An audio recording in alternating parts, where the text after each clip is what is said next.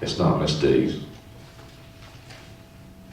I'm not taking it anywhere. If I walk outside and get hit by a bread truck, then the ministry's going to continue, and hopefully I've done a good enough job with the folks working with me that it won't miss a beat.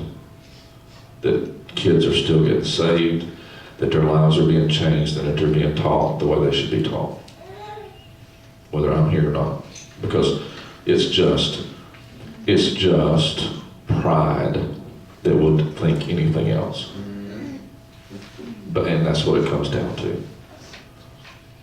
And we know what the Bible says about pride, how many times it says it. I was reading a story the other day in preparing for all this, and it was talking about, I think he was a deacon, and the devil was willing to do anything he could to make him fail. I mean, he did everything. He took his family, he took his job, he did all this stuff. It's like, man, I can't get this guy to give up. He won't quit. You know, just his motive. I mean, he just won't quit. And then he found out that his brother got the job as bishop. And he quit. All it took was to find out that somebody got what he was wanting. His motive was wrong. And he tried all these other things, let everything go, but somebody else got what he wanted, and he quit. Mm-hmm. That's right. That was his goal. And kind of like we're talking about Judas, his goal was to get to that bishopry. He was going to be that bishop, and he was working so hard and doing such a good job, and the devil couldn't do anything to touch him. But all that had to happen was somebody else get what he wanted, and he was done. Because his motives were wrong. Very good, baby. Brother Mark, Yes, ma'am. I just want to say right there, I know we all work together, but with us under you guys, you got to have a servant's heart. Because, you know, like Brother Mark says, we're all a team, but I know Miss Vicki and my staff, I speak for both of us, we serve under that ministry and under Brother Mark and Miss D. They're our head leaders, and you have to have a submissive heart, but you still have to have a servant's heart, because we're serving them and the ministry and serving the children. Thank you, Miss Shirley. Very good service. Absolutely. All right, we're going to have to move along here just a little bit. We've got a great video I want to show in a minute. Have a great service. It goes without saying. Evaluate, evaluate, evaluate. And I think one of the folks that do a really good job of that is Brother Chris. Brother Chris is always looking at what he's doing and could it be done better? And do I need to be doing it because I'm a control freak? I'm just kidding, Brother Chris. I'm just kidding. You gotta have fun. We all have to know our own little quirks, don't we? And it's better if we do know them so that we can work on them instead of everybody else looking at you and saying, you know, he's right. Anyway, all right. And it's cool, the last little thing with the asterisk there, it says, if you don't have a plan for the kids, then they will have a plan for you. There is no doubt about that. All right. Some of the specifics of what we're talking about here. Organized activities keep children safe and focused and out of trouble. Build relationships. Thank you. And break down walls through genuine fellowship. Lots of hugs, handshakes, and high fives to let the children know that you care. But there's a big but here. Big but. You know, be sure the touching is done appropriately. You can say that goes without saying, but Brother Chris is not going to take one of these 16-year-old girls to the office, close the door, hey, let's talk about maybe you bringing your friends to church. It's not going to happen.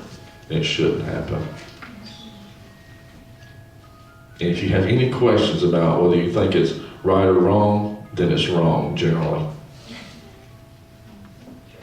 I'm just telling you, Pastor. And don't take a kid home unless your spouse is with you. Absolutely. Absolutely. Need to be a man and a woman together. And preferably your own spouse. Well, I didn't say that. Stacy, let's go take one of the kids home. That's probably not going to work out too well there. Kind of goes without saying. But we're very affectionate with the children. We like playing with their ears and rubbing their hair and Trace was so cute the other night. He just comes running and jumps on me the other night to hug me and holds on me. That's so sweet.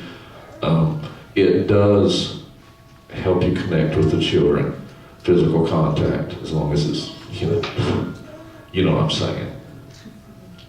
To let them know that you care. Don't care too much, but as long as you let them know that you care. And we really, really try to do that, Tim. Man, I had something I wanted to say right there. I'm not going to do it. Acknowledge visitors and make them feel welcome. You gotta really, really, really work on that, guys. Yes, we do. Acknowledge visitors and make them feel welcome. Have some sort of program. Have something special for anybody new that comes into your ministry. Some sort of recognition, and try to get them hooked in. I don't want to say hooked in because that kind of sounds, I don't know, just don't sound quite right, but Connected. get them connected. Thank you, Pastor. Get them connected with you, with the ministry, and with our pastor. The whole thing. Don't just get them connected with you, because if you leave, then they're probably going to leave. Now, if tomorrow I say, Miss Shirley, Miss Vicki, God's called us somewhere else to work in children's ministry. We've talked to Pastor. Pastor believes it's right, the right thing to do. We've talked to the minister where the church we're going. We're going to be moving there in a couple of weeks. And we're doing it with Pastor's blessing. Now, in 2 weeks, if I leave and none of you guys show up to work in children's ministry, something's wrong. Something's way bad wrong. It's not God's way, it's not right, and your motives were completely wrong. If I walk out under Pastor's covering and in God's will, and you guys just walk right out behind me because I'm not doing anything, doing it, something's wrong. That's why we got to get connected with the whole church and not just a little clique in my ministry. And this is us and this is what we're doing. We'll do it. We'll have fun. But if you go, I'm gone. No. Your motives are way wrong. And we've already had that discussion. That's why we got to get plugged into the whole church. Okay. Reviewing rules and discipline procedures are a must. These guiding principles are vitally important, helping the children to learn appropriate boundaries and expectations while in church. It shouldn't be a heavy thing, but should be done before each service begins. Be creative. We always go over the rules in Airborne before the service to let everybody know what our expectations are. The new kids coming in, plus the ones that have already been there, we'll do it different ways. We'll have puppets come in and talk about rules, and just be creative, but make sure you get them out there. Please. And the key to discipline is relationship. Dee, you talk about this one. In time, these kids should feel so much love, compassion, and acceptance from the workers that they wouldn't want to restrain in that relationship through bad behavior. A behavior rewarded is a behavior repeated.